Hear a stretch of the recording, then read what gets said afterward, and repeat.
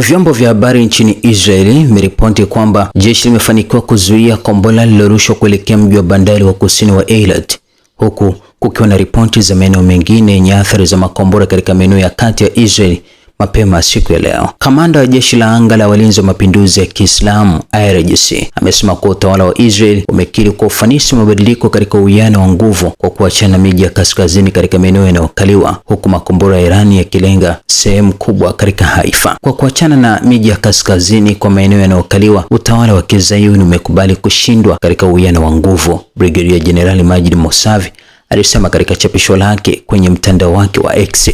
Katika masaa 24 yaliyopita, mitambo ya umeme, bandari na reli katika Ghuba ya Haifa zimeshambuliwa na makombora ya Irani na hakuna habari yoyote kuhusu kuzuiliwa kwa makombora, kamanda huyo aliongeza katika taarifa yake. Irani kupitia majeshi yake imeendelea kufanya mashambulizi katika maeneo mbalimbali nchini Israel kufuatia mashambulizi ya pamoja baina ya Marekani na Israel. Irani imekuwa ikichukua hatua pia ya kulipiza kisasi katika maeneo ya miundombinu nchini Israel pamoja na kambi za kijeshi katika nchi za Ghuba, hasa ikilenga vituo vinavyomilikiwa na Marekani.